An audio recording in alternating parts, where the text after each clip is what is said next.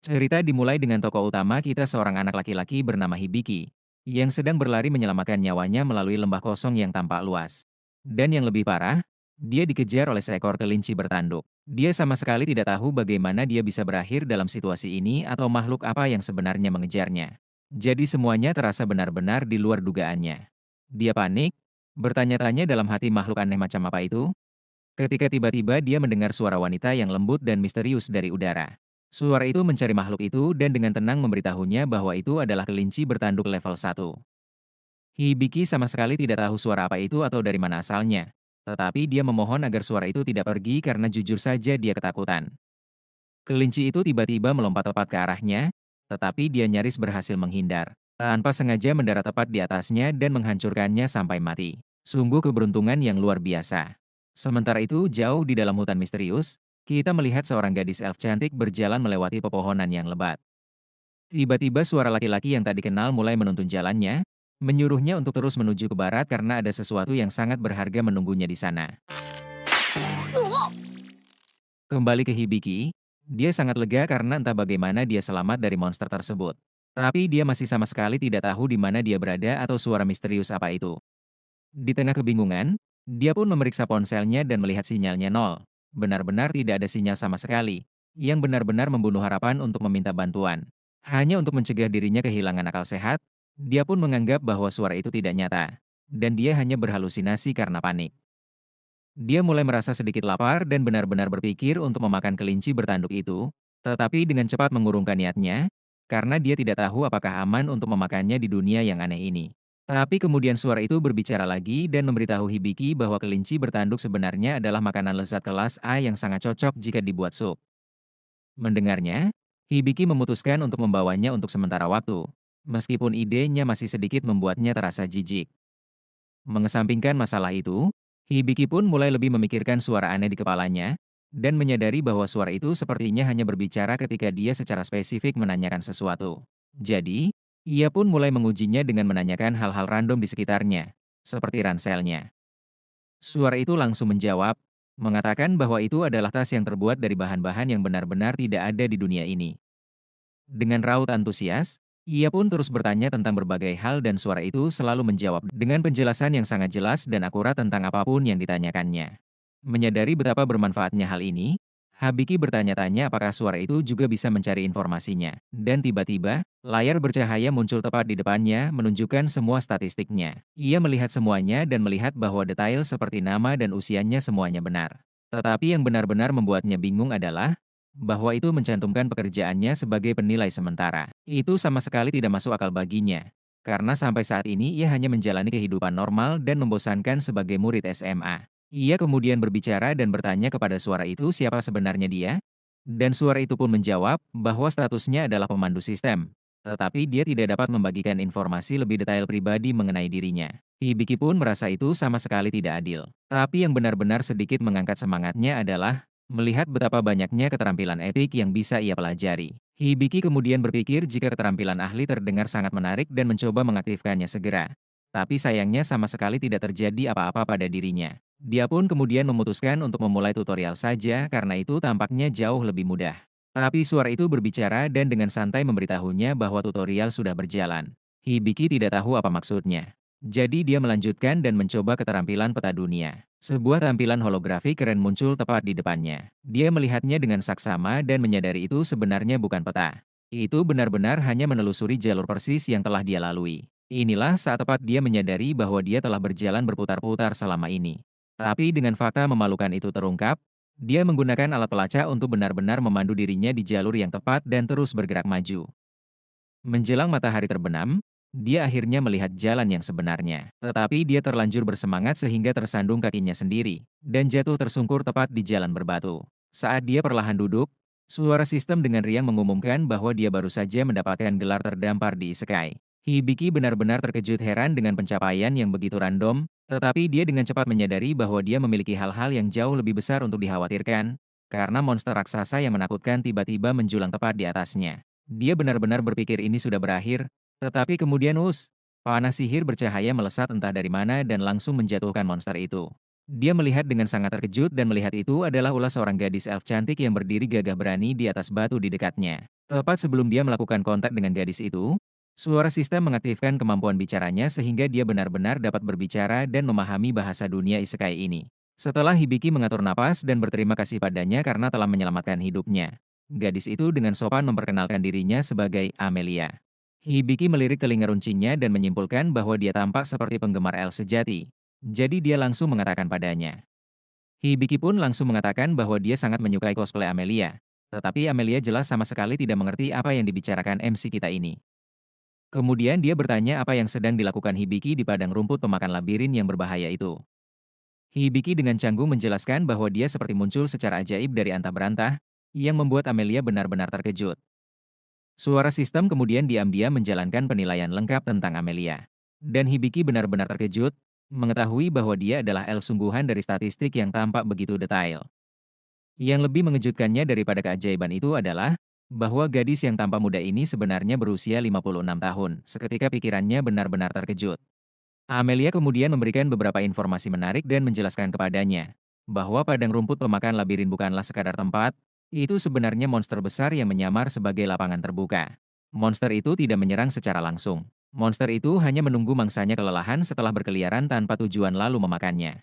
Mendengar fakta mengerikan itu membuat Hibiki menyadari betapa dekatnya dia dengan menjadi mangsa. Amelia kemudian menarik Hibiki ke belahan gunung kembarnya dan dengan lembut mengatakan bahwa dia terlihat cukup baik untuk anak seusianya. Dia melakukan ini karena dia benar-benar mengira Hibiki masih berusia sekitar 10 tahun, mengingat tubuhnya yang kecil. Tetapi ketika Hibiki dengan bangga mengatakan bahwa dia sebenarnya berusia 16 tahun, Amelia langsung melepaskan pelukannya karena terkejut dan mengatakan bahwa dia tidak menyangka seseorang seusia Hibiki bisa memiliki tubuh sekecil itu. Situasi pun seketika menjadi canggung. Malam tiba tak lama setelah kesalahpahaman lucu itu dan mereka mendirikan perkemahan yang nyaman, di mana Hibiki belajar bahwa di dunia isekai yang gila ini, seseorang secara resmi dianggap dewasa tepat saat berusia 15 tahun. Setelah menghabiskan sup kelinci bertanduk legendaris untuk makan malam, Hibiki dengan santai bertanya kepada Amelia di mana mereka saat ini berada. Seketika reaksi Amelia sangat terkejut. Dia langsung menyemburkan teh panasnya ke wajah Hibiki setelah mendengar pertanyaan tersebut. Namun setelah itu dengan panik dia pun menyeka wajah Hibiki sambil meminta maaf, mengatakan bahwa mereka saat ini berada di wilayah kerajaan Habarastia. Hibiki hanya mengangkat bahu dan mengatakan bahwa dia tidak tahu karena dia datang jauh-jauh dari Jepang. Tentu saja Amelia sama sekali belum pernah mendengarnya, yang hanya 100% menegaskan kepada MC kita ini bahwa dia benar-benar terdampar di isekai. Amelia menduga Hibiki pasti merasa sangat kesepian karena jauh dari rumahnya. Jadi, dengan manisnya ia mengatakan akan mengantarnya ke kota besok, dan Hibiki sangat berterima kasih. Kemudian saat Hibiki tidur, Amelia diam-diam mengawasinya dan sampai pada kesimpulan yang menghangatkan hati, bahwa ia pasti adalah makhluk berharga yang diceritakan roh kepadanya sebelumnya. Dan tak lama setelah pemikiran yang mengharukan itu, ia pun tertidur. Beberapa saat kemudian, Hibiki mulai bermimpi tentang kehidupan masa lalunya. Ia mengingat kenangan yang sangat hangat saat bersama tiga sahabat terbaiknya, Amane, Kyoko, dan Tiki, ketika bersantai di restoran tempat Amane bekerja. Ketiga sahabat itu sangat berarti baginya. Meskipun mereka tidak pernah melewatkan kesempatan untuk mengolok-oloknya karena terlalu pendek untuk anak berusia 16 tahun. Setelah momen nostalgia itu, mimpinya tiba-tiba bergeser ke momen tepat bagaimana ia berakhir di isekai ini. Itu adalah hari terakhir sekolah sebelum liburan musim panas. Dan dia baru saja akan masuk ke kelas ketika tiba-tiba kilatan cahaya yang sangat terang menghantamnya dari dalam sana. Begitulah awal mula bagaimana ia bisa terdampar di sana. Kemudian dia pun akhirnya terbangun dan langsung memeriksa ponselnya yang benar-benar mati. Memikirkan betapa khawatirnya teman-temannya saat ini. Mencoba menjernihkan pikirannya, dia kemudian melihat ke langit malam dan melihat beberapa bentuk hijau bercahaya misterius melayang tepat di atas mereka. Suara sistem mencari tahu tentang mereka dan memberitahunya bahwa itu sebenarnya adalah penghalang pelindung khusus yang Amelia pasang untuk menjaga keamanan area tersebut saat mereka tidur. Dia menerima visual yang gila itu dan akhirnya menyadari bahwa sihir 100% nyata, yang berarti dia benar-benar terdampar di isekai. Tidak ada pilihan lain, dia pun memutuskan untuk memeriksa situasinya yang aneh dan bertanya kepada suara itu apa arti sebenarnya job penilai sementara. Suara sistem menjelaskan bahwa itu adalah pekerjaan unik yang ditugaskan kepadanya oleh sang dewa dan memiliki peringkat kelangkaan B solid. Job itu dilengkapi dengan kemampuan penilaian tertinggi, yang memungkinkannya untuk langsung mengidentifikasi kemampuan dan sifat tersembunyi dari target apapun. Namun kekurangannya job ini tidak bisa dipakai dalam pertarungan langsung. Itulah sebabnya pekerjaan ini secara resmi diklasifikasikan sebagai pekerjaan non-tempur. Hibiki pun masih tidak habis pikir dengan situasi yang dialaminya saat ini. Jadi dia memutuskan untuk kembali tidur. Keesokan paginya Amelia bangun pagi-pagi sekali, mengingat bagaimana dia dengan gagah berani menyelamatkan Hibiki sebelumnya dan akhirnya berkemah di sini bersamanya. Tak lama kemudian Hibiki juga bangun, dan mereka berdua berangkat menuju kota terdekat. Saat mereka berjalan melewati hutan lebat dan menyeramkan, Amelia memberitahu Hibiki bahwa mereka akan membutuhkan waktu sekitar 1,5 hari berjalan kaki untuk akhirnya sampai. Dia juga dengan santai menyebutkan bahwa ada monster berbahaya yang mengintai di daerah itu, tetapi dengan percaya diri mengatakan kepadanya untuk tidak khawatir sama sekali karena dia ada di sana untuk menjaganya tetap aman. Amelia sangat terkesan karena Hibiki bahkan mampu merasakan keberadaan monster di dekatnya. Dan Hibiki dengan bangga mengatakan bahwa itu semua berkat kemampuan peta dunianya yang luar biasa yang berfungsi seperti radar bawaan. Amelia seketika benar-benar terkejut mendengarnya. Dia tidak menyangka jika Hibiki memiliki kemampuan peta dunia, terutama karena kemampuan itu sangatlah langka dengan klasifikasi triple A. Namun begitu Hibiki memberitahu Amelia bahwa Job sebenarnya hanyalah penilai sementara, Amelia pun langsung kehilangan antusiasmenya. Sebab hal itu sama sekali tidak terdengar terkesan dan pada dasarnya menganggapnya seperti lelucon yang menggelikan. Hibiki jujur tidak mengerti mengapa kemampuan peta dunia begitu penting baginya. Karena menurutnya, kemampuan itu hanya menunjukkan lokasi di mana dia berada dan apakah ada monster di dekatnya. Amelia benar-benar terkejut karena Hibiki tidak menyadari betapa bermanfaatnya kemampuan itu untuk bisa bertahan hidup di dunia yang dipenuhi para monster. Hibiki kemudian dengan santai membuka peta dunianya dan bertanya, apakah ada sesuatu yang berbahaya di dekatnya saat ini. Sistem pun menandai bahwa kelinci bertanduk kristal super langka berada tidak jauh dari lokasi mereka sekarang. Seketika mata Amelia pun berbinar saat mendengar itu, karena kelinci bertanduk kristal sangat langka dan dapat dengan mudah dijual hingga 200 koin emas. Melihat peluang mendapatkan uang, elf cantik itu segera meraih lengan Hibiki dan menyuruhnya untuk membawanya langsung ke tempat itu. Misi mencari cuan pun seketika diaktifkan. Mereka dengan hati-hati melacak kelinci bertanduk kristal dari jarak aman, dan Amelia menggunakan sihirnya yang luar biasa untuk sepenuhnya menutupi suara dan bau mereka, sehingga mereka jauh lebih sulit dideteksi. Hibiki benar-benar kagum dengan fitur siluman ini dan mengatakan kepada Amelia bahwa dia benar-benar hebat. Tetapi Amelia dengan rendah hati membalasnya bahwa dialah yang benar-benar hebat, karena keahlian peta dunianya yang luar biasa dan bahwa kelompok petualang manapun akan sangat beruntung memiliki dia di parti mereka. Karena kelas penilaiannya adalah pekerjaan non-tempur, jika dia bergabung dengan sebuah kelompok, dia hanya akan membiarkan para petarung tangguh menangani pertempuran garis depan. Sementara dia tetap aman di belakang dan memberikan dukungan yang cerdas. Diam-diam Amelia sangat ingin membentuk sebuah parti dengan Hibiki. Tetapi sebagai seorang perempuan dia terlalu gengsi untuk mengajaknya langsung. Alhasil dia pun membuat rencana utama dan memutuskan untuk memamerkan keterampilan tempurnya yang epik dan membiarkan Hibiki yang memohon padanya untuk bergabung. Dengan percaya diri, dia mengambil busurnya dan bersiap untuk menembak. Tetapi Hibiki dengan cepat menyadari sesuatu yang aneh. Dia sama sekali tidak memiliki panah. Dengan tenang Amelia menjelaskan bahwa pekerjaan resminya disebut pemanah roh, yang berarti ia benar-benar dapat membentuk panah tak terlihat dari angin itu sendiri dan menembakkannya dengan presisi yang luar biasa. Ia lalu mengirimkan panah roh berkecepatan tinggi langsung ke arah kelinci tersebut, tetapi entah bagaimana dia berhasil menghindarinya pada detik terakhir. Itu benar-benar membuatnya tercengang. Amelia menghela napas dan berpikir tidak mungkin menangkapnya sekarang, karena tampaknya kelinci itu memiliki kemampuan melarikan diri yang menyebalkan yang memungkinkannya menghindari serangan yang datang dengan kecepatan kilat. Tepat pada saat Hibiki mengetahui melalui penilaiannya bahwa kelinci itu tidak dapat menggunakan kemampuan menghindarnya saat sedang menyerang, sebuah ide jenius muncul padanya. Jika dia bisa bertindak sebagai umpan yang sempurna dan membuat kelinci itu datang tepat ke arahnya, Amelia akan memiliki kesempatan untuk menembaknya langsung. Amelia jujur tidak yakin rencana yang sederhana dan lugas seperti itu akan berhasil. Tetapi Hibiki dengan percaya diri mengatakan kepadanya untuk tidak khawatir dan mencobanya. Mengapa dia yakin? Karena ketika dia menilai makhluk itu, dia menemukan fakta bahwa makhluk itu pada dasarnya memiliki IQ 0, jadi mereka hanya perlu memasang sebuah jebakan. Saat kelinci itu sedang bersantai di tempat terbuka, sebuah dinding batu besar tiba-tiba muncul tepat di depannya. Benar-benar mengejutkan makhluk itu. Kemudian ia melihat Hibiki sedang berbaring santai di atas batu di dekatnya dan langsung termakan umpan yang sudah mereka persiapkan. Kemudian tepat saat makhluk itu menerjang ke depan untuk menyerangnya, Amelia dengan sempurna membidik dan menjatuhkan hewan itu seketika. Tembakan tepat di kepala, Amelia benar-benar terkejut bahwa rencana sederhana itu benar-benar berhasil dengan sempurna. Yang dibutuhkan hanyalah memasang beberapa dinding batu strategis untuk memblokir setiap jalur pelarian lainnya dan mengarahkan kelinci langsung ke Hibiki. Namun, mari kita jujur sejenak. Itu juga berarti kelinci itu menganggap Hibiki sebagai mangsa yang sama sekali tidak berbahaya. Suara sistem kemudian tiba-tiba memberitahu Hibiki bahwa kemampuannya telah meningkat. Hibiki seketika kebingungan, sebab Amelia lah yang sudah mengalahkan makhluk tersebut. Akan tetapi Amelia dengan lembut menjelaskan bahwa Hibiki menggunakan kemampuan penilaian yang hebat sepanjang pertarungan dan bahkan dengan berani mempertaruhkan dirinya sendiri sebagai umpan pamungkas. Jadi secara tidak langsung dia terlibat dalam pertarungan sehingga mendapatkan XP dan peningkatan level. Sementara itu jauh di alam surgawi, kekuatan yang lebih tinggi dan misterius yang pada dasarnya adalah dewa sedang melihat perkembangan pesat MC kita sejauh ini. Tetapi sang dewa dengan cepat mengingatkan bahwa ini masih dalam fase tutorial. Artinya Hibiki masih memiliki jalan yang sangat panjang dan jauh lebih sulit di depannya nanti. Adegan kemudian tiba-tiba beralih ke kuil petualang yang ramai, di mana seorang gadis bernama Ivel baru saja selesai mendaftar secara resmi sebagai petualang pemula. Resepsionis yang ramah mengarahkannya langsung ke papan pekerjaan yang ramai, tetapi Ivel dengan percaya diri mengatakan kepadanya bahwa dia sudah memiliki misi epik pertamanya yang siap dijalankan. Dia secara misterius mengatakan bahwa dia akan mencari sesuatu yang sangat istimewa dan sangat berharga. Sementara itu, Hibiki dan Amelia tiba di kota Rowell.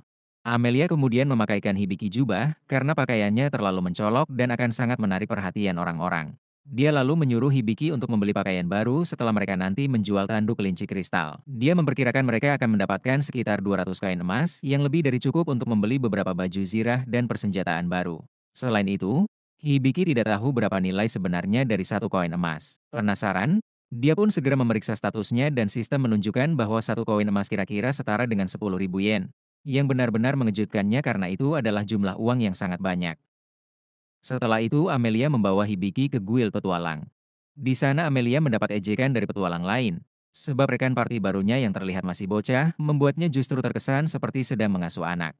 Sedikit tersinggung, Amelia pun memberitahu bahwa Hibiki sebenarnya sudah dewasa dan bahkan terdaftar sebagai pemula. Pemimpin party yang dikenal sebagai Silver Banner itu kemudian menyuruh anggotanya untuk berhenti mengejek. Dengan hangat, ia pun memegang pundak Hibiki sebagai tanda penyambutan.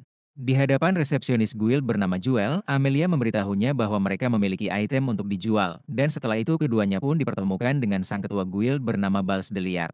Hibiki benar-benar dibuat takjub oleh tubuh yang begitu kekar dan tidak segan-segan berkata jika dirinya sangat memimpikan memiliki tubuh seperti itu suatu hari nanti. Setelah sesi perkenalan, Jewel kemudian bertanya kepada Amelia tentang apa yang ingin mereka jual. Amelia kemudian langsung menyodorkan sebuah tanduk kristal di depan mereka, dan Deliar jelas terkesan, sebab ukurannya jauh lebih besar dibanding yang dijualnya 3 tahun lalu.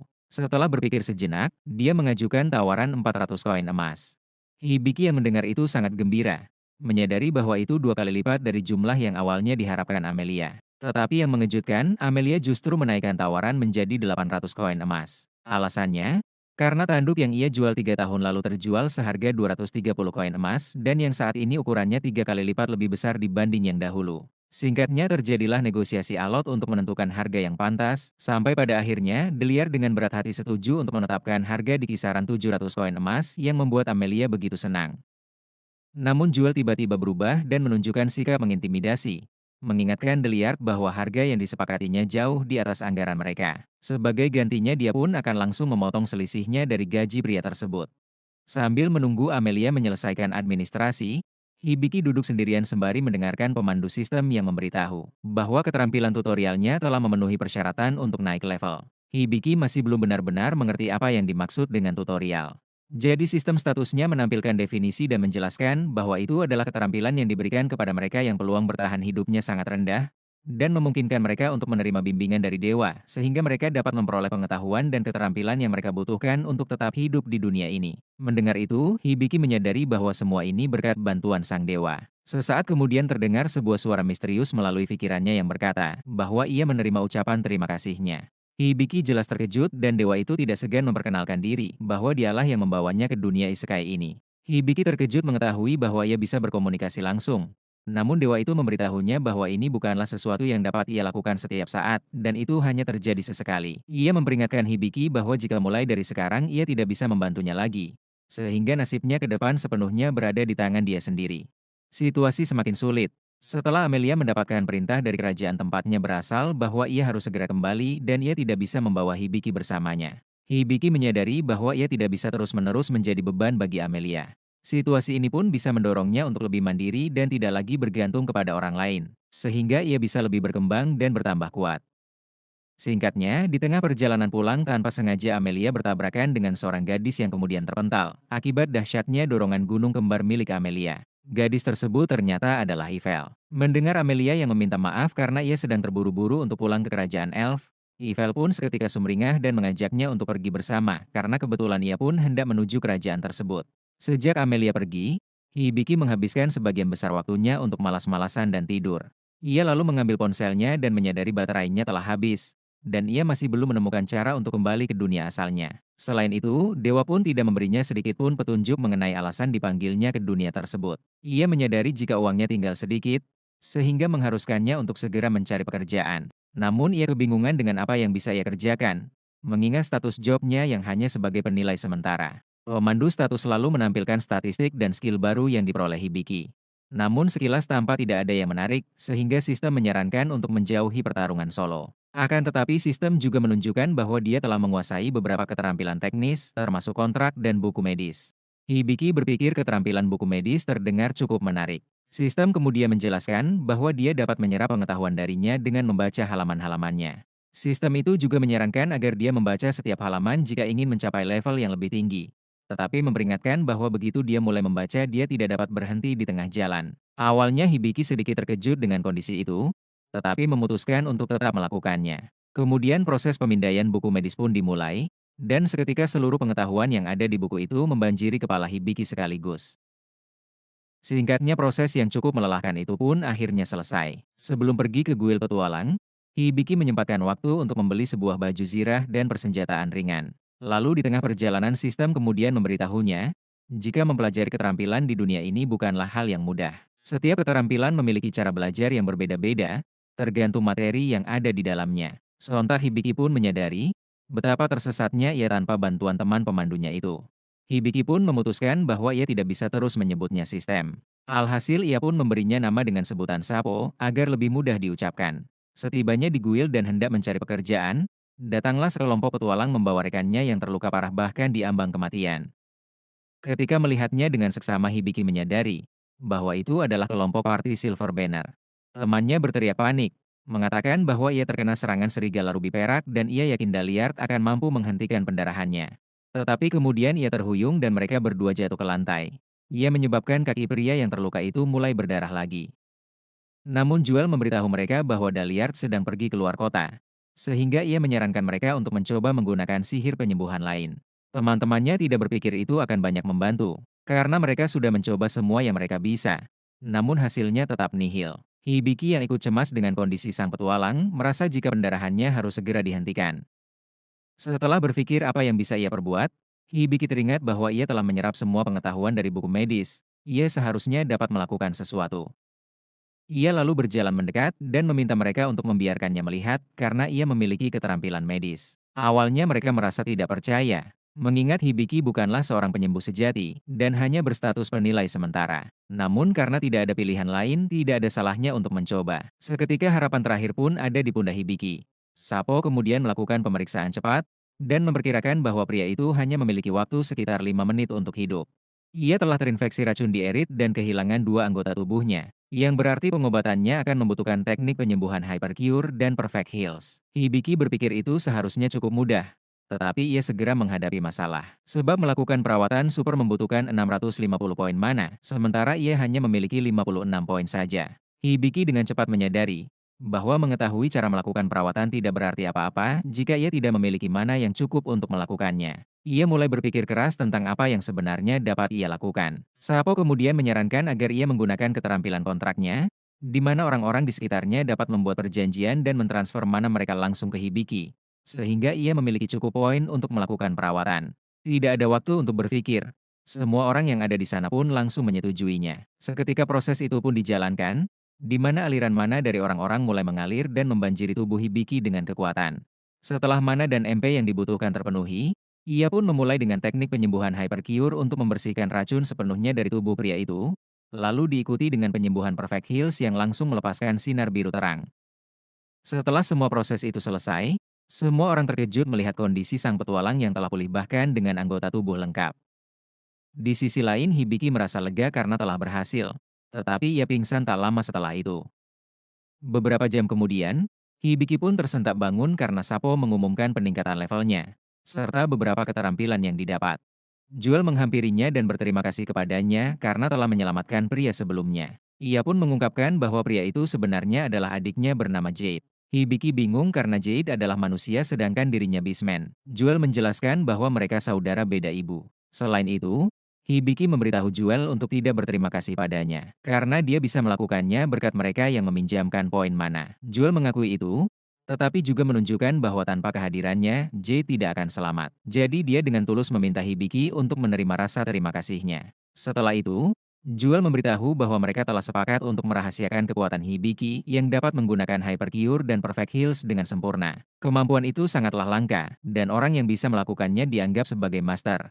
Dan pastinya akan diincar oleh pihak-pihak yang memiliki kepentingan. Karena itulah, Juel menyarankan agar Hibiki mempertimbangkan untuk bergabung dengan sebuah party. Karena berada di sekitar petarung akan jauh lebih aman baginya. Hibiki memikirkannya sejenak dan belum sepenuhnya yakin. Karena dia tidak yakin berapa lama lagi dia akan tinggal di kota itu, dan dia tidak ingin membebankan masalah semacam itu kepada orang lain. Dia tidak menyangkal bahwa memiliki orang-orang untuk diandalkan akan menyenangkan, tetapi dia ragu itu akan berhasil. Juel kemudian memberitahunya bahwa ada pilihan lain, solusinya dengan menyewa seorang pengawal. Adegan kemudian beralih ke manusia serigala di dalam sel tahanan, yang tengah duduk di samping seorang gadis kecil sambil menyatakan bahwa dia akan mencabik-cabik siapapun yang berani menyentuhnya. Keesokan harinya, Hibiki pergi ke sebuah serikat dagang untuk mencari seorang pengawal. Ia pun diperkenalkan kepada pemiliknya yang bernama Ajartan Dobi. Begitu melihat Hibiki, Dobi langsung bersikap sangat ramah, bahkan cenderung menjilat. Rupanya, ia memiliki kemampuan khusus untuk mencium potensi kekayaan seseorang, baik yang sudah kaya maupun yang akan segera menjadi kaya. Hibiki kemudian ditawari beberapa kandidat pengawal bertubuh kekar. Namun, ia menolak semuanya. Bukan karena mereka lemah, melainkan karena tidak satupun memiliki jumlah MP yang cukup.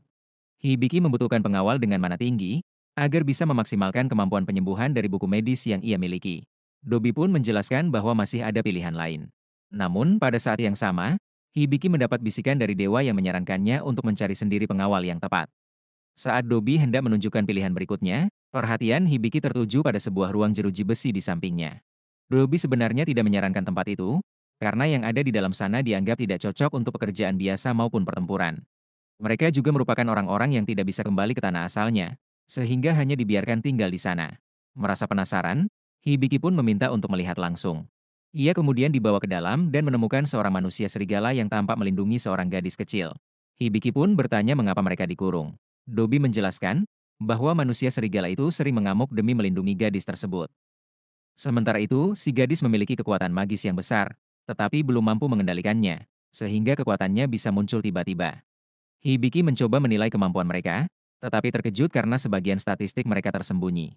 Sapo kemudian memberitahu bahwa data mereka telah dipalsukan, dan menyarankan Hibiki menggunakan kemampuan mata ahlinya, yaitu kemampuan penilaian tingkat tinggi.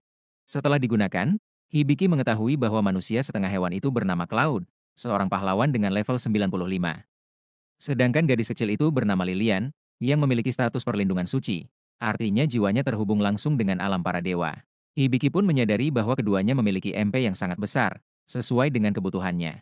Namun ia sempat ragu, apakah diperbolehkan membawa seorang pahlawan dan seorang individu dengan kekuatan sebesar itu. Saat itu juga, dewa kembali memberinya kebebasan untuk memilih sesuka hati.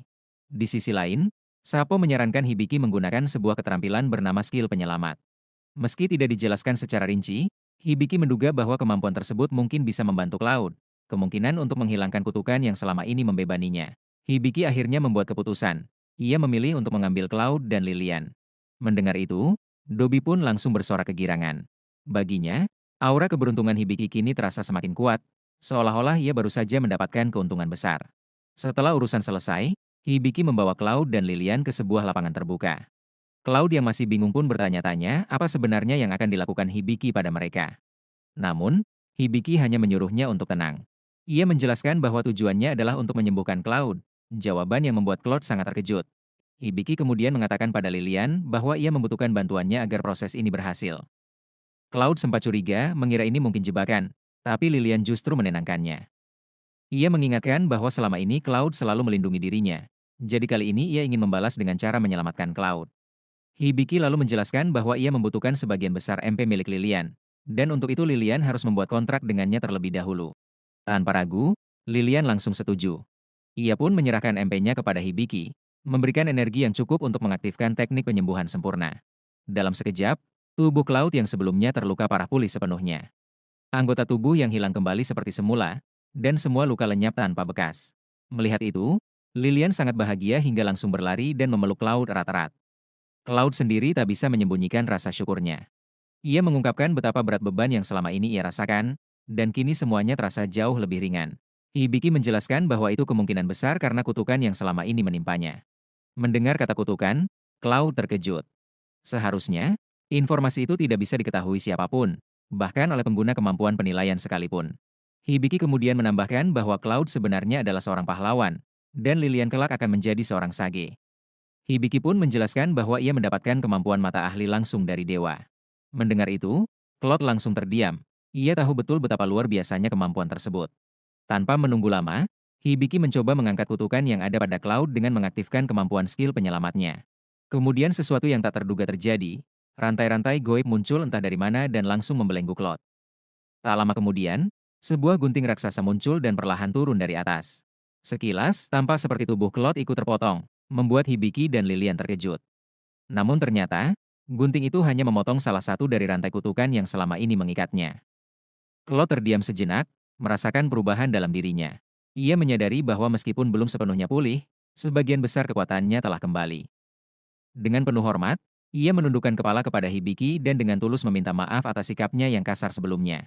Setelah mengatakan semua itu, Claude mengungkapkan keinginannya untuk melakukan upacara kesetiaan dengan Hibiki. Hibiki yang belum pernah mendengarnya pun merasa bingung.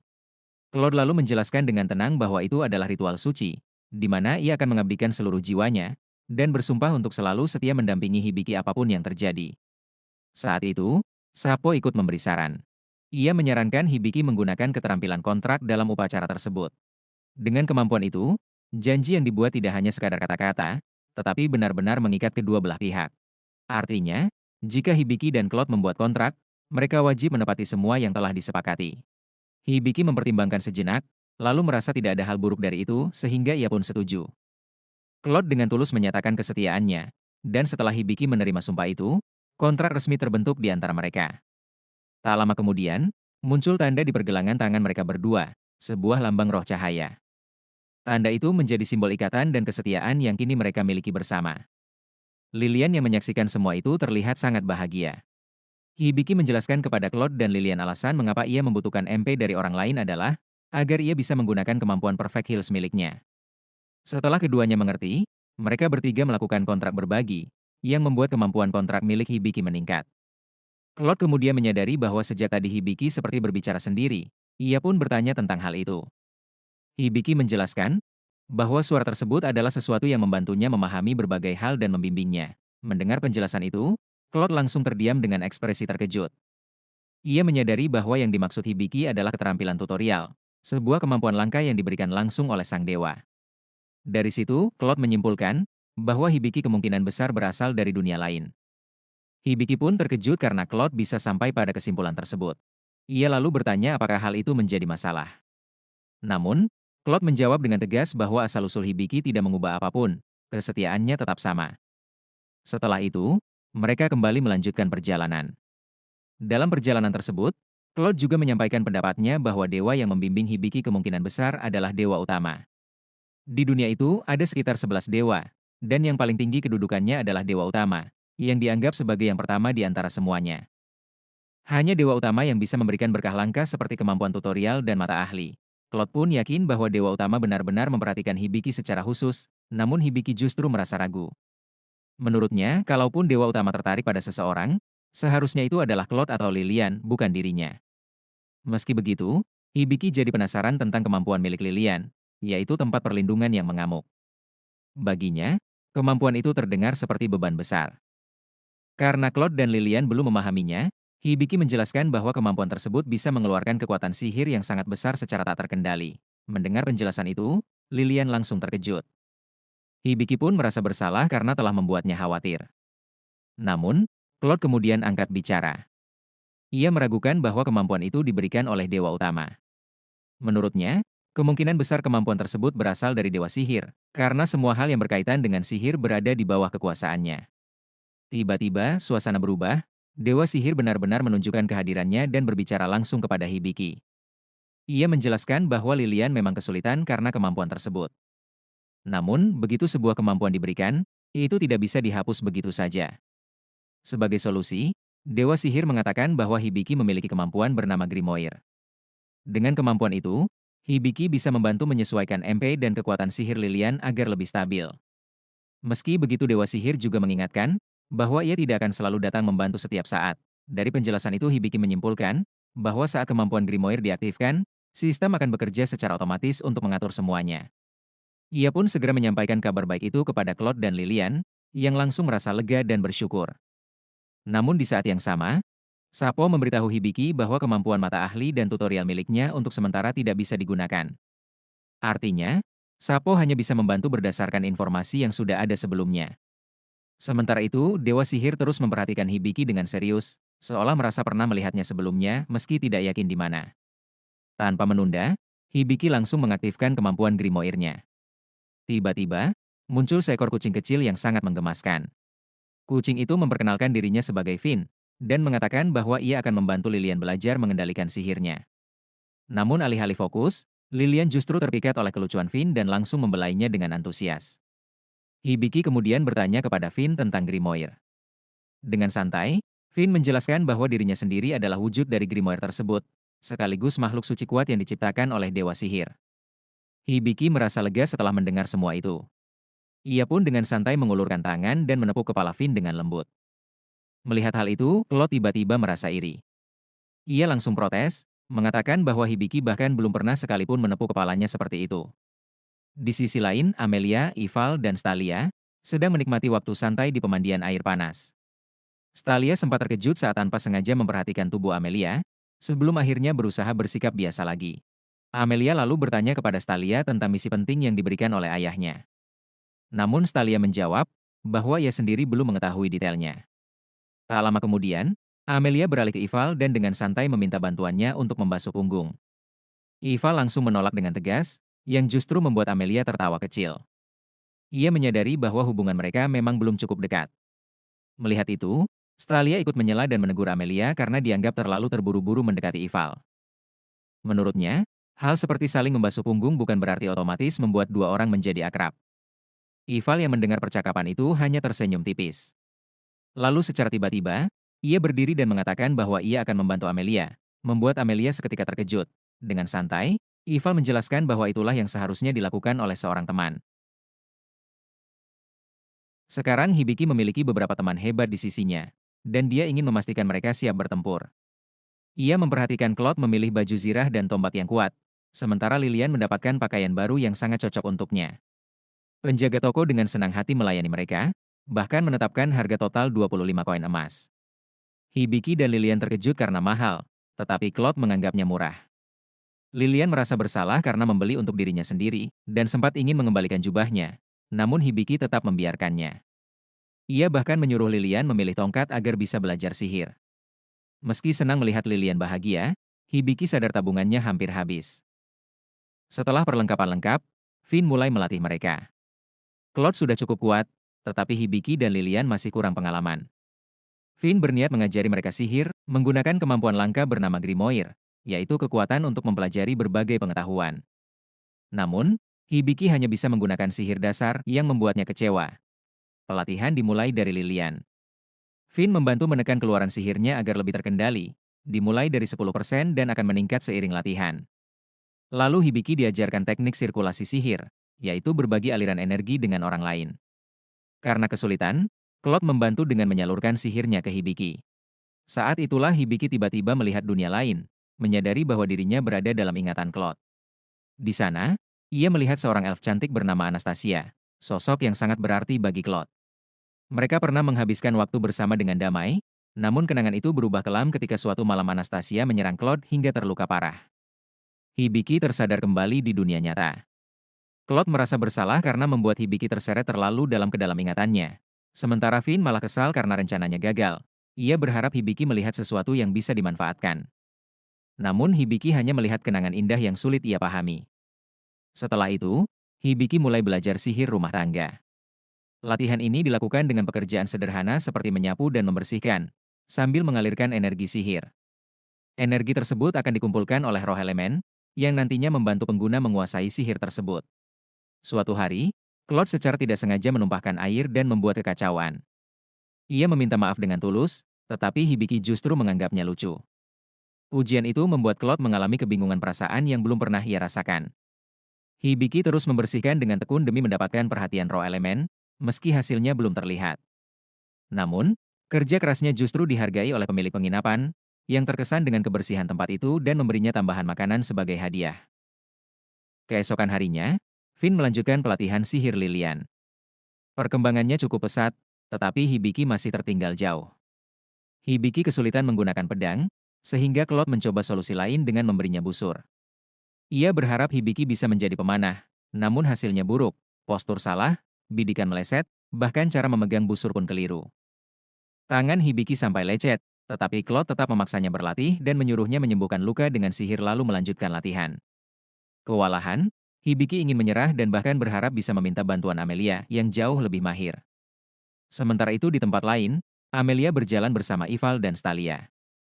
Ia sedang dalam suasana hati yang baik tanpa alasan jelas. Saat mereka menemukan persimpangan, Amelia menyarankan menghindari jalan pintas karena ada benteng terbengkalai yang berhantu. Namun Ival justru tertarik dan memaksa mengambil jalan tersebut, apalagi setelah menyebut kemungkinan adanya harta karun. Karena mereka kekurangan uang, Amelia akhirnya setuju untuk menjelajahi benteng itu. Di sisi lain, Hibiki dan kelompoknya tetap berlatih seperti biasa. Kali ini Hibiki bertugas memasak, dibantu Lilian yang antusias. Mereka berhasil menyiapkan hidangan yang lezat, bahkan Finn pun tidak berkomentar. Di sisi lain, Claude kembali membuat masalah. Ia tidak membersihkan bahan makanan dengan benar dan malah memakan apel untuk hidangan penutup. Merasa bersalah, Claude berjanji akan membantu Hibiki berburu monster dan mengumpulkan bahan di masa depan. Meski begitu, Hibiki tidak terlalu terkesan, karena kemampuan memasak Claude masih buruk. Claude pun menyalahkan kutukannya dan berjanji akan berubah setelah kutukan itu hilang, walau terdengar belum meyakinkan. Hibiki akhirnya penasaran tentang kutukan Claude dan mencoba menanyakannya. Namun Claude menolak menjelaskan, membuatnya semakin mencurigakan. Hibiki pun memilih mengabaikan hal itu dan kembali mencuci piring, sambil merindukan kenyamanan dunia asalnya. Tiba-tiba, Sapo memperingatkan bahwa ada babi hutan yang mendekat dengan cepat. Claude segera bersiap, sementara Hibiki ragu apakah ia mampu menghadapinya. Namun, Finn tetap yakin bahwa Claude masih sekuat pahlawan. Benar saja, saat babi hutan menyerang, Claude langsung menjatuhkannya hanya dengan satu serangan. Setelah itu, Claude meminta Lilian menggunakan sihirnya untuk membersihkan darah agar tidak menarik monster lain. Dengan penuh semangat, Lilian berhasil menggunakan sihir air pertamanya untuk menghilangkan bau dan kotoran dari bangkai babi hutan. Namun, Claude justru memanfaatkan situasi ini untuk mengajari Hibiki cara menyembelih hewan. Meski awalnya enggan karena jijik, Hibiki akhirnya berhasil mempelajarinya, walau semua menjadi kotor. Di sisi lain, Amelia dan teman-temannya tiba di benteng terbengkalai. Amelia mengira menemukan harta karun besar, tetapi sebenarnya itu hanya ilusi dari roh jahat. Ival menyadari hal ini dan segera mengusir roh-roh itu dan menyelamatkan mereka dari halusinasi. Kembali ke Hibiki. Setelah selesai, ia mencoba kemampuan barunya, sihir busa sabun. Claude menjadi korban percobaan pertamanya. Awalnya terlihat berantakan, tetapi setelah dibersihkan, bulu Claude menjadi sangat halus dan bersih, seolah mendapatkan kehidupan baru. Keesokan harinya, Hibiki dan kelompoknya berkumpul untuk membahas kondisi mereka, dan menyadari bahwa uang yang tersisa sangat sedikit. Karena itu, Hibiki mengusulkan agar mereka mulai mengambil misi dari guild untuk mendapatkan penghasilan. Semua setuju, tetapi Claude mengingatkan bahwa meskipun kekuatan mereka meningkat setelah latihan sihir, mereka tetap harus berhati-hati dan memulai dari misi berisiko rendah, yaitu peringkat F. Mereka kemudian pergi ke guild petualang dan mendaftarkan kelompok mereka bersama Jewel. Saat memilih misi, Hibiki sempat terkejut karena Claude mengambil beberapa misi sekaligus. Namun, Claude menjelaskan bahwa bayaran misi peringkat rendah kecil, jadi lebih efisien jika menyelesaikan beberapa misi dalam satu waktu. Di sana, mereka juga mendengar tentang misi penangkapan dengan tingkat kesulitan tinggi, yang menargetkan seorang bandit yang sering menyerang orang kaya. Meski terdengar menarik, Claude menegaskan bahwa misi itu belum cocok untuk mereka. Tak lama setelah itu, Hibiki menjalankan misi pertamanya, berburu kelinci. Ia sempat kesulitan membidik dan membutuhkan beberapa percobaan sebelum berhasil, tetapi akhirnya tetap menyelesaikan tugasnya. Claude mengingatkan bahwa idealnya target bisa dikalahkan dalam satu serangan, meski hasil Hibiki masih bisa diterima. Sementara itu, Lilian dan Finn kembali setelah menyelesaikan misi mengumpulkan ramuan. Mereka juga menemukan buah bernama Meticaca, yang biasanya digunakan sebagai penanda jalan di pegunungan. Saat beristirahat, Hibiki mulai teringat dunia asalnya, teman-temannya, dan momen sebelum liburan musim panas. Rasa rindu itu membuatnya bertanya-tanya apakah ia bisa kembali suatu hari nanti. Di sisi lain, Ival dan Amelia mulai merasa gelisah karena belum menunjukkan hasil yang berarti. Ival masih berusaha mencari jiwa seorang wanita, tetapi kemajuannya sangat lambat hingga ia mulai ragu apakah dirinya berada di jalur yang benar. Sementara itu, Amelia tetap berusaha mendekatinya dan memberinya jimat sihir yang akan memberi tanda jika Ival dalam bahaya. Meski Ival menerimanya dengan senyum, ia sadar bahwa hubungan itu hanyalah kepura-puraan. Di sisi lain, setelah menyelesaikan beberapa misi, Hibiki dan kelompoknya kembali ke kota. Hibiki mengusulkan untuk menikmati makanan enak sebagai perayaan kecil, meski Meter merasa curiga karena pencapaian mereka terlalu tinggi untuk tim peringkat F. Saat itu, Claude bertemu dengan Diliard, yang meremehkan kondisi fisik Hibiki dan ingin melatihnya. Claude menolak, sehingga keduanya terlibat pertarungan sengit. Awalnya seimbang, tetapi Claude mulai terdesak. Situasi menjadi berbahaya hingga akhirnya Jewel datang dan menghentikan mereka dengan sihir air. Tak lama kemudian, terjadi keributan, seorang wanita melaporkan pencurian. Hibiki pun menyadari bahwa tas berisi seluruh uang mereka telah hilang. Jewel menduga pelakunya adalah bandit yang sebelumnya dibicarakan di guild. Untuk menangkap si pelaku, mereka menyusun rencana. Hibiki menyamar sebagai wanita dan dijadikan umpan, sementara yang lain bersiap menangkapnya. Dompet sengaja diletakkan di meja sebagai jebakan. Tak lama, dompet itu benar-benar hilang, dan mereka langsung menyadari pelakunya adalah seorang pelayan. Namun, mereka sudah mengantisipasi hal itu dengan menggunakan buah meticaca sebagai penanda jejak. Saat pencuri melarikan diri, jejak tersebut muncul jelas, memungkinkan mereka untuk mengejar hingga akhirnya tiba di sebuah gang terbengkalai. Saat menyelidiki, mereka menemukan sebuah restoran rahasia di bawah tanah, yang justru terlihat terlalu rapi untuk tempat tersembunyi, sehingga membuat mereka semakin waspada. Di dalamnya, perhatian mereka tertuju pada seorang gadis berkerudung yang mencurigakan. Saat gadis itu keluar menuju gang, Claude, Hibiki, dan Lilian segera mengepungnya. Claude menuntut agar ia mengembalikan barang curian, namun gadis itu menyangkal. Hibiki kemudian menggunakan kemampuannya dan mengungkap bahwa gadis tersebut adalah bandit bernama Fauna. Setelah identitasnya terbongkar, Fauna mengakui semuanya. Ia bahkan mengungkap bahwa dirinya telah menyadari jebakan mereka dan justru berhasil mencuri dompet asli Hibiki. Setelah itu, ia menciptakan kekacauan untuk menghalangi mereka dan melarikan diri. Claude langsung menyuruh Hibiki mengejar Fauna. Namun di tengah pengejaran, Hibiki terjebak dalam perangkap dan tergantung terbalik. Fauna menyadari penyamaran Hibiki sebagai wanita, tetapi bukannya marah, ia justru tertarik dan menawarkan kesepakatan. Fauna meminta bantuan Hibiki untuk menilai barang-barang curiannya, membedakan mana yang asli dan palsu. Awalnya ia meremehkan kemampuan Hibiki, tetapi sikapnya berubah ketika Hibiki mampu membaca pesan tersembunyi pada gelang miliknya, sesuatu yang bahkan tidak bisa dilakukan penilai lain. Fauna pun terkejut dan mengungkap bahwa gelang itu adalah kenangan terakhir dari saudara perempuannya yang telah meninggal.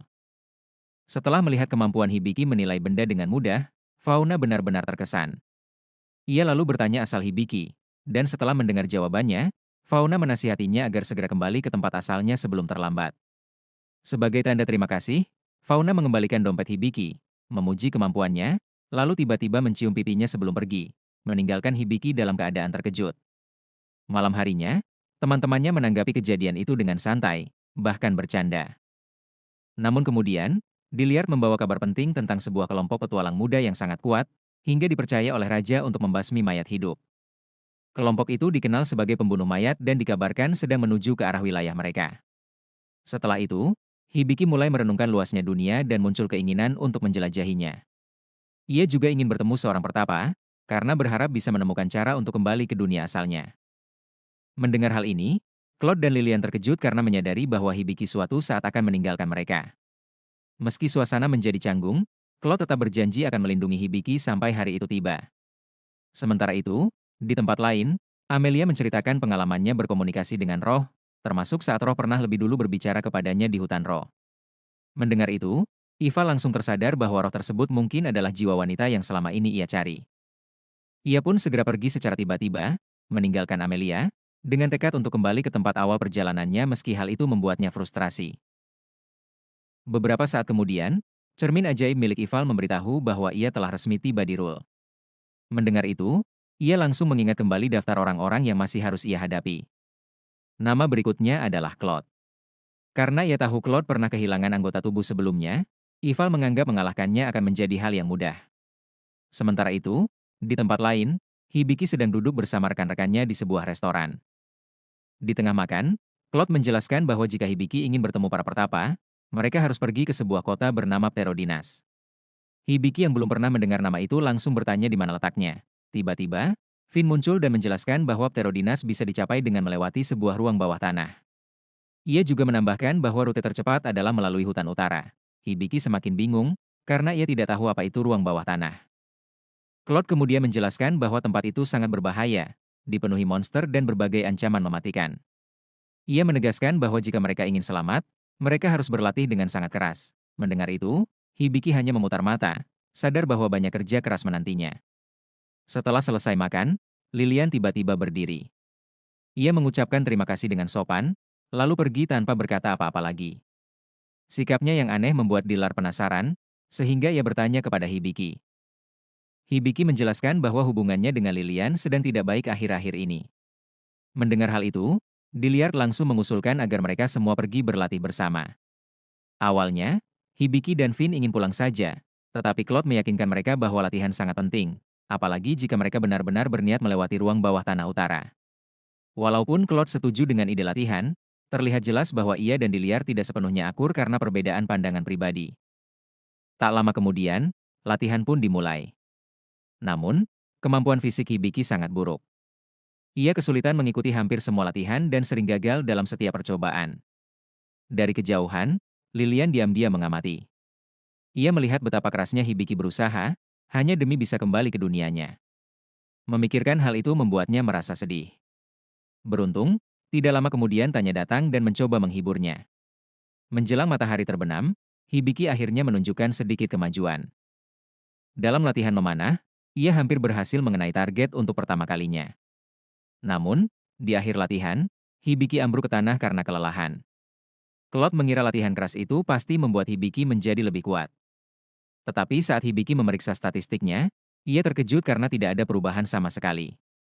Melihat hal itu, Claude dan Diliard langsung berdebat.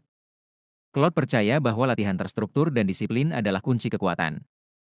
Sementara itu, Diliard bersikeras bahwa pengalaman langsung dan latihan fisik yang keras jauh lebih efektif. Perdebatan mereka semakin memanas, hingga tiba-tiba Joel muncul dan langsung membekukan keduanya dengan sihir es, menghentikan situasi sebelum semakin kacau. Setelah kekacauan mereda, semua orang memutuskan untuk beristirahat. Mereka pun bersantai bersama di pemandian air panas yang hangat, menikmati suasana yang tenang. Saat berendam, Hibiki memperhatikan bahwa Claude tampak melamun, seolah sedang memikirkan sesuatu. Karena penasaran, Hibiki pun bertanya. Claude menjawab dengan tenang bahwa sudah lama sekali ia tidak merasakan ketenangan seperti ini. Mendengar itu, Hibiki mengambil kesempatan untuk bertanya tentang masa lalu Claude, termasuk asal-usulnya dan apakah ia memiliki teman di kampung halamannya. Claude pun mulai sedikit terbuka. Ia menceritakan bahwa dulu ia tinggal di ibu kota kerajaan Bistronia. Namun, kota itu telah hancur sejak lama, dan semua teman yang pernah ia miliki hilang bersama kehancuran itu. Meski begitu, Claude mengatakan bahwa kejadian itu sudah sangat lama berlalu dan tidak ada gunanya terus dipikirkan. Baginya, yang terpenting sekarang adalah tetap berada di sisi Hibiki. Malam harinya, mereka semua berkumpul di sekitar api unggun. Dengan gugup, Lilian mulai berbicara kepada Hibiki. Ia akhirnya mengungkapkan perasaannya, bahwa ia sebenarnya tidak ingin Hibiki pergi. Namun di sisi lain, karena ia sangat peduli, Lilian juga ingin Hibiki menjalani jalan hidup yang benar-benar ia inginkan. Hibiki menyadari bahwa keinginannya untuk kembali ke dunianya sendiri telah membuat Lilian terluka. Karena itu, Hibiki meminta maaf. Namun Lilian segera menghentikannya, mengatakan bahwa Hibiki tidak perlu meminta maaf, karena justru dirinya yang merasa egois karena ingin menahan Hibiki tetap di sana. Sementara itu, jauh di dalam hutan, Ival duduk tenang di atas tunggul pohon. Ia menyadari bahwa Hibiki dan kelompoknya akhirnya telah tiba di area tersebut. Hibiki kemudian memeriksa target berikutnya dan menyadari bahwa satu-satunya yang tersisa adalah serigala rubi perak. Ia menggunakan kemampuan peta dunianya untuk mencari keberadaan target tersebut, tetapi tidak menemukan apapun di sekitarnya. Tiba-tiba, Claude merasakan sesuatu yang aneh. Ia langsung mengarahkan tombaknya ke depan dengan waspada. Dari balik pepohonan, muncul Ival, yang mengaku sebagai petualang peringkat E yang tersesat di hutan. Melihat bahwa Ival hanyalah seorang manusia, Hibiki segera meminta Claude untuk menurunkan senjatanya. Meski begitu, Hibiki tetap merasa bingung, karena peta dunianya tidak mendeteksi keberadaan siapapun sebelumnya. Untuk memastikan, Hibiki memutuskan untuk menilai kemampuan Ival. Menyadari hal itu, Ival dengan cepat menyembunyikan kekuatan aslinya. Akibatnya, Hibiki hanya melihat statistik yang sangat rendah dan menyimpulkan bahwa tidak ada yang mencurigakan darinya. Ival kemudian mendekati Claude dan berpura-pura kagum karena ia adalah manusia binatang. Ia bahkan memegang lengan Claude seolah tertarik. Namun sebenarnya, ia diam-diam memeriksa kondisinya. Ia pun terkejut saat melihat bahwa lengan Claude masih utuh, karena ia yakin sebelumnya pernah memutusnya. Mengabaikan hal itu, Ival menjelaskan bahwa ia tersesat saat melarikan diri dari serigala rubi perak. Mendengar itu, Hibiki langsung bertanya di mana lokasi serigala tersebut. Ival menjawab bahwa makhluk itu berada lebih dalam di hutan. Setelah memberikan informasi, Ival segera pergi, berlari ke arah berlawanan sambil mengucapkan selamat tinggal. Hibiki dan yang lainnya masih merasa bingung dengan pertemuan yang aneh itu. Namun, saat Hibiki kembali memeriksa peta dunianya, ia terkejut karena peta itu kini menunjukkan lokasi pasti serigala rubi perak. Tanpa membuang waktu, mereka segera menuju ke sana dan berhasil mengepung target tersebut. Sebelum menyerang, Sapo menyarankan Hibiki untuk memeriksa peta sekali lagi. Ketika ia melakukannya, ia langsung terkejut karena ternyata bukan hanya satu, melainkan banyak serigala rubi perak yang berada di area tersebut. Mereka segera melihat sekeliling dan menyadari bahwa mereka telah dikelilingi oleh kawanan besar. Hibiki sempat panik dan lengah. Kesempatan itu langsung dimanfaatkan oleh salah satu serigala yang menyerangnya dari belakang dan mencakar lehernya. Lukanya tidak langsung fatal, tetapi cukup dalam. Hibiki masih bisa bernapas, namun darah mengalir deras dengan sangat cepat. Melihat itu, Claude dan Lilian langsung terpaku ketakutan. Tak jauh dari sana, terungkap bahwa Ival sebenarnya mengendalikan seluruh kawanan serigala tersebut sejak awal. Ia memerintahkan mereka untuk menyerang, dimulai dengan Claude. Claude segera bergerak maju untuk menahan serangan para serigala, sementara Lilian bergegas ke sisi Hibiki. Ia mencoba menolong dengan memberikan ramuan penyembuhan, tetapi pendarahan tidak kunjung berhenti. Melihat kondisi itu, Claude berteriak meminta Lilian untuk menggunakan mantra penstabil kondisi.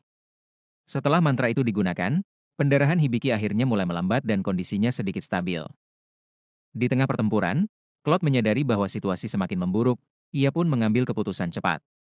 Ia menyuruh Lilian segera membawa Hibiki kembali ke kota dan mencarinya di Liart, karena ia yakin hanya di Liart yang mampu menyelamatkannya.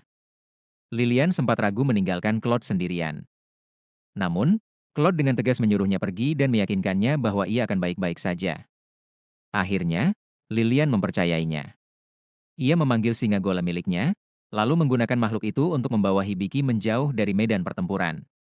Setelah mereka pergi, Claude menyadari sesuatu yang aneh. Kawanan serigala tidak berusaha mengejar Hibiki maupun Lilian. Dari situ, Claude menyimpulkan bahwa target utama mereka sebenarnya adalah dirinya. Sementara itu, Lilian dan Hibiki masih dikejar oleh beberapa serigala rubi perak hingga akhirnya mereka terpaksa masuk ke dalam sebuah gua. Untuk bertahan, Lilian segera menggunakan sihir tanahnya untuk membuat dinding dan menutup pintu masuk gua. Ia berharap bisa menahan serigala-serigala itu di luar. Namun, harapannya pupus. Serigala-serigala tersebut berhasil menembus penghalang dengan kekuatan mereka. Meski begitu, Lilian tidak menyerah. Ia terus menggunakan sihir angin untuk menahan serangan dan melindungi Hibiki. Di saat kritis itu, Hibiki akhirnya sadar kembali, dan langsung menggunakan kemampuan buku medisnya dan menemukan bahwa lukanya tidak hanya parah, tetapi juga terinfeksi racun mematikan. Ia mencoba menggunakan teknik penyembuhan super, tetapi Sapo memberitahunya bahwa kondisi fisik dan mentalnya masih terlalu lemah untuk mengaktifkan kemampuan tersebut. Hibiki pun terpaksa bertahan sekuat tenaga. Setelah beberapa waktu, Sapo akhirnya memberitahu bahwa kemampuan penyembuhan super sudah bisa digunakan. Tanpa ragu, Hibiki segera menetralisir racun dalam tubuhnya, lalu meminum ramuan penyembuhan untuk memulihkan kondisi fisiknya. Setelah itu, ia langsung mengaktifkan kemampuan memanggil binatang suci. Seketika, ledakan energi besar memenuhi gua. Ketika debu perlahan menghilang, tampak sesosok makhluk berdiri dengan aura mengintimidasi. Finn muncul dalam wujud aslinya sebagai binatang suci petir. Dengan tatapan dingin, Finn menatap kawanan serigala dan berkata bahwa siapapun yang berani menyerang tuannya akan menerima hukuman yang mengerikan. Pada saat berikutnya, Finn melepaskan serangan petir yang sangat dahsyat. Dalam sekejap, seluruh kawanan serigala di dalam gua langsung musnah tanpa sisa. Melihat kekuatan luar biasa itu, Hibiki langsung berpikir bahwa Finn bisa membantu menyelamatkan Claude. Namun sebelum ia sempat mengatakan apapun, Finn tiba-tiba kembali ke wujud kecilnya sebagai anak kucing. Finn kemudian menjelaskan bahwa wujud aslinya hanya bisa dipertahankan dalam waktu singkat, dan saat ini kekuatannya sudah habis. Mendengar itu, Hibiki segera bertanya kepada Sapo, apakah kemampuan memanggil binatang sucinya bisa digunakan lagi? Sapo menjawab, bahwa kemampuan tersebut membutuhkan waktu yang cukup lama untuk bisa diaktifkan kembali. Tak hanya itu, Finn juga mengungkapkan kabar yang lebih buruk, menjelaskan bahwa makhluk yang sedang dihadapi Claude bukanlah serigala biasa, melainkan serigala berlian perak, makhluk yang jauh lebih kuat dan berbahaya. Bahkan jika mereka semua bertarung bersama, peluang untuk menang pun tetap sangat kecil. Meski mendengar hal itu, Hibiki tidak mau menyerah, menegaskan bahwa ia akan melakukan apapun untuk menyelamatkan Claude. Tepat pada saat itu, Sapo tiba-tiba memberitahu Hibiki bahwa ia telah memperoleh kemampuan baru peringkat SS bernama Tongkat Obat Dewa, sebuah kemampuan yang mampu menyembuhkan semua makhluk hidup dalam area tertentu. Tanpa ragu, Hibiki langsung mengaktifkan kemampuan tersebut. Seketika, tubuhnya dan Lilian pulih sepenuhnya. Luka, kelelahan, bahkan rasa sakit mereka lenyap seolah tidak pernah ada. Tak lama kemudian, sebuah benih di tanah tiba-tiba mulai bertunas. Dalam hitungan detik, benih itu tumbuh dengan cepat dan berubah menjadi sebuah busur. Finn tampak gemetar saat melihatnya, karena ia menyadari apa arti senjata itu. Sementara itu, Hibiki yang masih bingung segera menilai busur tersebut dan mengetahui bahwa itu adalah busur ilahi. Untuk mencobanya, Hibiki menarik busur itu dan melepaskan sebuah anak panah. Anak panah tersebut melesat dengan kecepatan dan kekuatan yang luar biasa, bahkan mengingatkannya pada teknik panah spiritual milik Amelia. Dengan kondisi yang sudah pulih sepenuhnya dan senjata baru di tangan, Hibiki dan yang lainnya bersiap untuk kembali. Mereka bertekad menyelamatkan Claude dan mengakhiri pertempuran. Sementara itu, jauh di langit, Dewa Sihir mengeluh kepada Dewa Utama. Ia merasa tidak bisa terus-menerus memberikan kemampuan yang begitu kuat kepada Hibiki. Namun, Dewa Utama hanya mengingatkannya bahwa dialah yang sebelumnya telah meminjamkan sebagian kekuatannya kepada Hibiki. Ia juga menambahkan bahwa bagaimana Hibiki menggunakan kekuatan tersebut sepenuhnya adalah tanggung jawabnya sendiri. Apakah akan dimanfaatkan dengan baik, atau justru disia-siakan? Hibiki serta timnya akhirnya menemukan para serigala Silver Ruby yang mengepung seluruh area. Monster berdatangan dari segala arah, tapi tidak ada satupun dari mereka yang berpikir untuk kabur. Hibiki memutuskan untuk segera mengakhiri semuanya sebelum terlambat menyelamatkan Claude. Saat anggota lain menahan barisan depan, Lilian menganalisis situasi dan menyarankan Hibiki menggunakan kemampuan Conductor's Eye. Begitu skill itu aktif, Lilian mulai menghitung tingkat akurasi serangan Hibiki. Hasilnya 100% akurat, membuat setiap anak panah yang ia lepaskan mengenai target tanpa meleset sedikit pun. Monster-monster pun tumbang satu persatu, bahkan sebelum sempat mendekat. Di tengah pertempuran, mereka mulai menyadari ada sesuatu yang aneh. Para serigala bergerak terlalu teratur, seolah ada seseorang yang mengendalikan mereka dari jauh.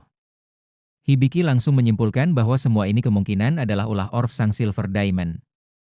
Tak lama kemudian, Hibiki mulai mencurigai wanita yang sebelumnya mereka temui, yaitu Baibel. Jika wanita itu tidak muncul, Benny dan yang lain mungkin tidak akan masuk terlalu jauh ke dalam hutan dan menemukan monster berbahaya tersebut. Sementara itu, Claude masih terjebak di hadapan Anastasia. Kehadiran wanita itu terus mempengaruhi pikirannya. Claude tidak mengerti kenapa seseorang yang dulu sangat ia percaya justru menjadi penyebab begitu banyak penderitaan. Meski hatinya terguncang, Claude tetap mencoba mendekatinya. Namun, Orf menciptakan penghalang yang mustahil dihancurkan dengan kekuatan Claude saat itu. Di sisi lain, Hibiki dan kelompoknya akhirnya tiba di lokasi. Lilian langsung menggunakan sihir penyembuhan skala besar untuk merawat para korban yang terluka. Tapi saat memeriksa keadaan mereka, ia menemukan fakta yang lebih mengerikan. Racun yang digunakan ternyata memiliki hubungan dengan Perdana Menteri. Selain itu, nama Anastasia juga terasa sangat familiar bagi mereka. Lilian mencoba memakai sihir Complete Purification, namun sihir itu menguras mana dalam jumlah sangat besar, tenaganya habis dengan sangat cepat. Meski hampir pingsan, ia tetap memaksa dirinya untuk terus menyembuhkan semua orang. Melihat keadaan itu, Hibiki sadar semuanya tidak akan selesai jika hanya bertahan, sehingga ia memutuskan untuk mengakhirinya sendiri, meminta yang lain menunggu sementara ia maju sendirian. Dengan tombak yang diperkuat energi sihir, Hibiki langsung menyerang penghalang milik Anastasia dan Orf. Musuh mengejeknya, mengatakan bahwa serangan itu tidak mungkin bisa menembus pertahanan adamantin. Namun ternyata Hibiki berhasil menghasilkan serangan kritikal, penghalang itu pun langsung hancur seketika. Pengaruh gelap yang mengendalikan Anastasia pun lenyap. Ternyata selama ini Anastasia juga hanyalah korban. Setelah bebas dari kendali tersebut, ia berterima kasih karena akhirnya tidak lagi dipaksa terus melakukan dosa. Setelah itu, Anastasia meminta maaf kepada Claude dan mengatakan bahwa mimpi buruk yang selama ini menghantuinya akan berakhir di sana. Begitu pertempuran selesai, efek konduktor Ai milik Hibiki juga berakhir. Kekuatan tambahan yang ia dapatkan menghilang, membuatnya hampir roboh karena kelelahan. Tak lama kemudian, Claude akhirnya menjelaskan seluruh kebenaran. Anastasia Violet dulunya adalah salah satu rekan Claude. Seorang penyihir psikis yang mampu mengendalikan monster dengan membagi bagian dari jiwanya sendiri. Di masa lalu, Anastasia memang mengkhianati Claude dan ikut terlibat dalam kutukan yang menimpanya. Namun, sebenarnya dia bukan dalang utama di balik kutukan itu. Bahkan, Anastasia asli sudah lama mati. Masalah sebenarnya adalah pecahan jiwanya masih hidup di dalam monster-monster seperti Silver Diamond Wolf. Claude kemudian mengambil tanggung jawab penuh atas semua kejadian tersebut. Ia mengatakan siap menerima hukuman apapun, karena menurutnya semua ini terjadi sejak monster-monster itu mulai memburunya sejak awal. Namun Hibiki langsung menolak pemikiran itu mentah-mentah. Ia mengingatkan Claude bahwa sebenarnya dialah korban terbesar dari semua kejadian ini. Claude sudah dikhianati, dikutuk, bahkan tubuhnya dihancurkan, padahal dia sama sekali tidak pantas menerima semua itu. Setelah semua penderitaan yang ia alami, Hibiki merasa tidak ada alasan bagi Claude untuk terus menyalahkan dirinya sendiri. Karena itu, Hibiki berkata bahwa ia akan terus mengulang kata-kata tersebut sampai Claude benar-benar percaya bahwa dirinya tidak bersalah. Hibiki terus membela Claude tanpa ragu sedikitpun. Menurutnya, Claude sama sekali tidak bertanggung jawab atas semua kejadian yang terjadi. Mendengar hal itu, Claude menjadi sangat terharu, lalu kembali menegaskan sumpahnya. Claude berjanji akan terus melayani dan melindungi Hibiki sampai hari Hibiki kembali ke dunia asalnya. Meski ia tahu suatu saat mereka pasti akan berpisah, Claude tetap ingin terus berada di sisi Hibiki selama masih bisa. Namun, Hibiki langsung menolak sumpah itu. Sebelum Claude sempat memahami alasannya, tubuh Hibiki tiba-tiba kehilangan tenaga dan ia langsung pingsan. Tak lama kemudian, suara yang familiar muncul. Finn menjelaskan bahwa Hibiki terlalu memaksakan diri, karena menggunakan Beast Mode saat levelnya masih terlalu rendah. Akibatnya, tubuh Hibiki kelelahan parah dan membutuhkan istirahat total. Saat Hibiki tertidur, Shin berbicara dengan seorang gadis yang berhubungan dengan para iblis. Mereka membahas sebuah alat penyiksaan kuno ciptaan gadis tersebut, alat yang ternyata sampai menyebabkan masalah bahkan bagi para dewa. Percakapan mereka sempat berubah jadi saling menyalahkan sambil bercanda. Sang gadis terus menyalahkan kakak laki-lakinya, sementara pria itu mati-matian meminta maaf. Namun kemudian pembicaraan berubah menjadi lebih serius, posisi Raja Iblis yang baru ternyata masih kosong. Meskipun Raja Iblis sebelumnya sudah dikalahkan oleh 10 negara besar, keseimbangan dunia tetap harus dijaga. Gadis itu pun khawatir akan muncul bencana baru, tetapi Finn meyakinkannya bahwa calon Raja Iblis berikutnya bukanlah orang jahat. Menurut Finn, memilih Raja Iblis baru memang tidak mudah, tetapi tidak ada alasan untuk takut. Setelah percakapan selesai, Finn memperhatikan gadis itu pergi sambil berkata bahwa akhirnya gadis tersebut mulai memahami sesuatu tentang dirinya sendiri. Meski begitu, Finn tahu bahwa gadis itu harus menjadi lebih kuat agar bisa bertahan hidup di dunia tersebut. Dalam hatinya, Finn sebenarnya menyesal karena gadis itu dibawa ke dunia itu. Ia berharap gadis tersebut bisa menjalani hidup normal di tempat lain. 2 hari kemudian, Hibiki akhirnya sadar dari pingsannya. Level miliknya meningkat sangat drastis setelah pertarungan sebelumnya. Claude dan yang lain merasa lega melihat Hibiki akhirnya bangun. Lilian menjelaskan bahwa tubuh Hibiki menerima beban terlalu besar karena kemampuan spesialnya, jadi mulai sekarang ia harus jauh lebih berhati-hati. Tak lama setelah itu, kelompok mereka menghadiri pertemuan bersama keluarga kerajaan. Amelia kembali ke kerajaan setelah menerima panggilan mendadak dari ayahnya. Di sana, ia bertemu lagi dengan Pangeran Veriles. Namun sekarang sang pangeran sudah jauh lebih dewasa. Sekaligus jauh lebih sombong dibanding dulu.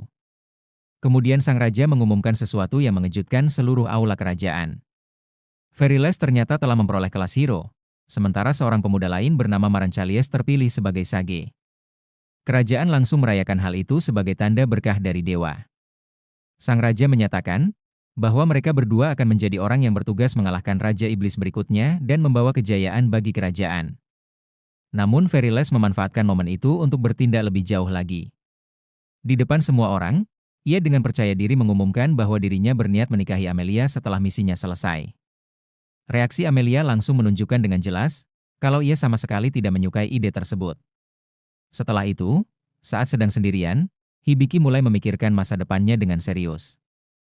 Ia ingin kembali ke dunia asalnya agar bisa bertemu lagi dengan keluarga dan teman-temannya. Namun di sisi lain, Hibiki juga tidak ingin meninggalkan orang-orang yang telah ia temui di dunia baru tersebut. Mereka semua sudah menjadi bagian penting dalam hidupnya. Karena itu, Hibiki mengambil keputusan yang hampir mustahil, menemukan cara untuk pulang ke dunia asalnya tanpa harus berpisah dengan siapapun. Mendengar hal itu, Lilian dan yang lain langsung mengatakan bahwa mereka ingin tetap berada di sisi Hibiki, tidak peduli di dunia mana mereka tinggal. Masalahnya, tidak ada seorang pun yang tahu bagaimana cara mewujudkan hal tersebut. Meski begitu, mereka memutuskan untuk terus mencoba mencari jalan. Namun ada satu masalah besar. Untuk mencapai Pterodinas, tempat Sang Sage berada, mereka harus terlebih dahulu menaklukkan Northern Dungeon, tempat paling berbahaya di utara. Hibiki sadar bahwa perjalanan menuju Pterodinas dan mencari cara untuk kembali ke rumah tidak akan mudah. Karena itu, ia meminta bantuan semua rekannya. Tanpa ragu sedikit pun, seluruh anggota kelompok langsung setuju untuk menemaninya sampai akhir perjalanan.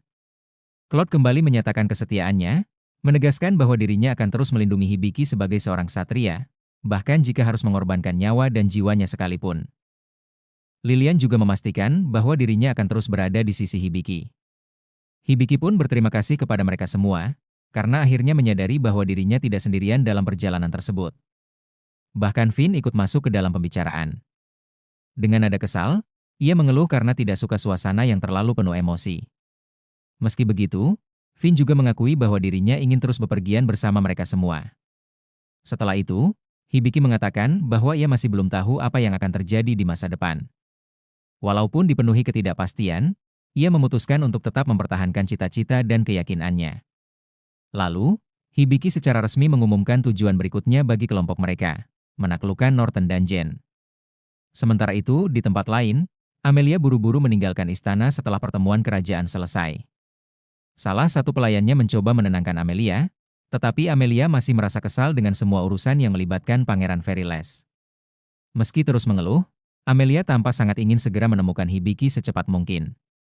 Di lokasi lain, sosok misterius terlihat berbicara dengan seseorang yang bersembunyi di dalam bayangan. Wanita itu meminta maaf karena sebelumnya rencananya terganggu. Ia lalu berjanji bahwa lain kali dirinya akan membunuh Claude dan mempersembahkan jiwanya sebagai tumbal pengorbanan.